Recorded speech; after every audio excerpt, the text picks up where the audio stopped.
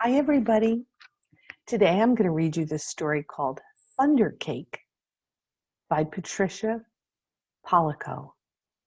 She dedicated this book to her grandmother, and in Polish, the way you say the word grandmother is babushka. So we've read lots of books that have different names for grandmothers. I like that one. On sultry summer days at my grandma's farm in Michigan, the air gets damp and heavy. Storm clouds drift low over the fields. Birds fly close to the ground. The clouds glow for an instant with a sharp crackling light, and then a roaring, low, tumbling sound of thunder makes the windows shudder in their panes. The sound used to scare me when I was little. I loved to go to Grandma's house, babushka as I used to call my grandmother, when she had come from Russia years ago. But I feared Michigan's summer storms. I feared the sound of thunder more than anything. I always hid under the bed when storms moved near the farmhouse. This is the story of how my grandma, my babushka, helped me overcome my fear of thunderstorms. Grandma looked at the horizon, drew a deep breath, and said, "This is thunder cake baking weather, all right. Looks like a storm coming to me." "Child, come out from under that bed. It's only thunder you're hearing," my grandma said. Can you see her feet sticking out from under the bed? She's scared. The cat doesn't seem to be frightened at all, though. The air was hot, heavy, and damp.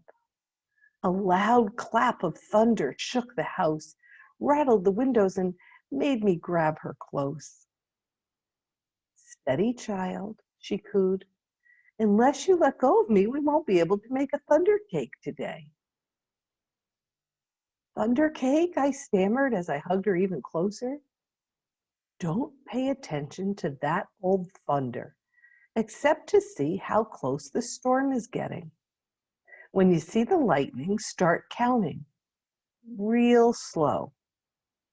When you hear the thunder, stop counting. That number is how many miles away the storm is. Understand?" she asked. "We need to know how far away the storm is so we have time to make the cake and get it in the oven before the storm comes. Or it won't be a real thunder cake." Her eyes surveyed the black clouds way off in the distance. Then she strode to the kitchen. Her worn hands pulled a thick book from the shelf above the wood stove. "Let's find that recipe, child," she crowed as lovingly fingered the grease-stained pages to a creased spot. "Here it is, thunder cake." She carefully penned the ingredients on a piece of notepaper. "Now, let's gather all the things we'll need," she exclaimed as she scurried toward the back door. We were by the barn door when a huge bolt of lightning flashed.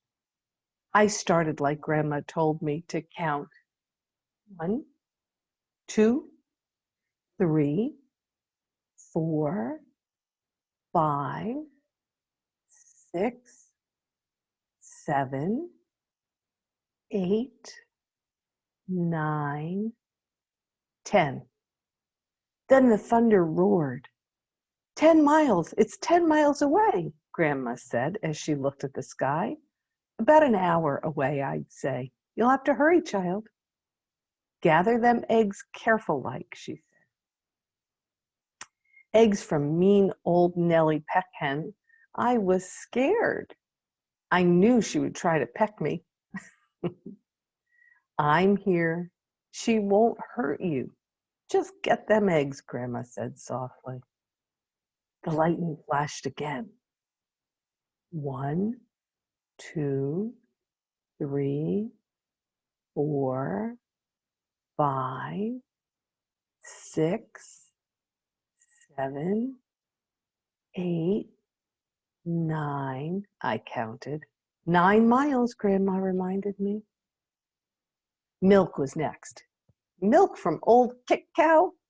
As Grandma milked her, Kick Cow turned and looked mean right at me. I was scared. She looked so big. Zip went the lightning. I counted. 1, 2, 3, 4, 5, 6, 7, 8. Vroom went the thunder. 8 miles away, child. Grandma croaked.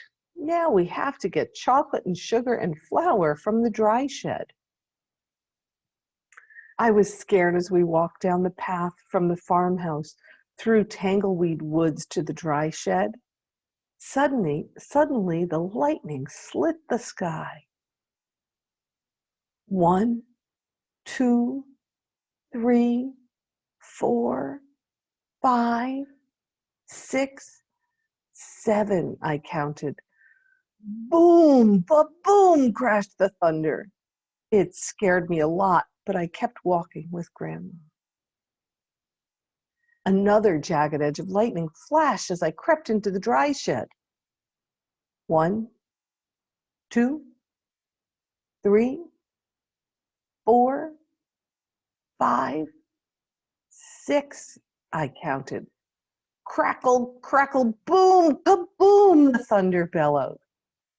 It was dark and I was scared. I'm here, child, Grandma said softly from the doorway. Hurry now. We haven't got much time. We've got everything but the secret ingredient.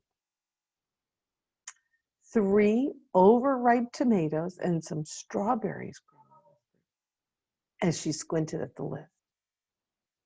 I climbed up high on the trellis. The ground looked a long way down. I was scared. I'm here, child, she said, her voice steady and soft. You won't fall. I reached 3 luscious tomatoes while she picked strawberries. Lightning again. 1, 2, 3, 4, 5, I counted. Kabang, boom, a boom, a room. The thunder growled. We hurried back to the house and the warm kitchen, and we measured the ingredients. I poured them into the mixing bowl while Grandma mixed. I churned butter for the frosting and melted chocolate. Finally, we poured the batter into the cake pans and put them into the oven together. Lightning lit the kitchen. I only counted to 3 and the thunder rumbled and crashed. 3 miles away, Grandma said, and the cake is in the oven. We've made it. We have a real thunder cake. As we waited for the cake, Grandma looked out the window for a long time. Why aren't you afraid of thunder? You're too brave, she said as she looked right at me. I'm not brave, Grandma, I said. I was under the bed, remember? But you got out from under it, she answered. And you got eggs from mean old Nellie Peck Hen, and you got milk from Kick Cow. You went through tangleweed woods to the dry shed, and you climbed the trellis in the barnyard.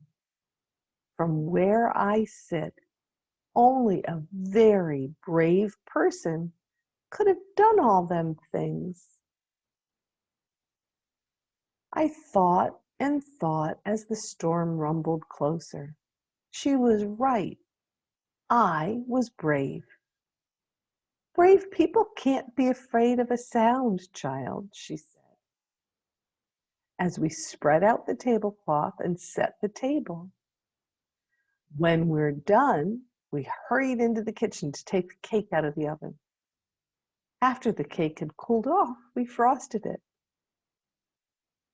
Just then, the lightning flashed, and this time it lit up the whole sky. Even before the last flash had faded, the thunder rolled, boom, crashed, and boomed just above us. The storm was here. Perfect, Grandma cooed. Just perfect. She beamed as she added the last strawberry to the glistening chocolate frosting on top of our thunder cake. As rain poured down on our roof, Grandma cut a wedge for each of us. She poured us steaming cups of tea from this samovar.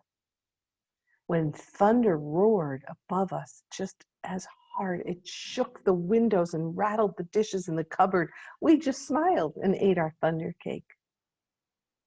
From that time on, I never feared the voice of thunder again. The end. Here's the recipe for thunder cake at the back of the book. I'll leave that up on the screen for a minute if anybody wants to try it. I'm not certain it's a real cake, but it might be. But I wonder if any of you guys got the moral of this story. I just loved it because the grandma, or babushka as she was called in this story, reminded the little girl that she's really, really brave. She was kind of focused on the thunder because it was something that she didn't really understand and it made her scared, that loud noise. But Grandma reminded her that she did lots of things that required courage. So it'd be silly to be afraid of thunder when she could do all those other really difficult things. Anyhow, I hope you enjoyed that story. And the next time you hear thunder, if it used to make you a little afraid, hopefully it won't this time. Come back to see me soon so I can read to you again, okay? Have a great day in the meantime. I'll be thinking of you next time it thunders.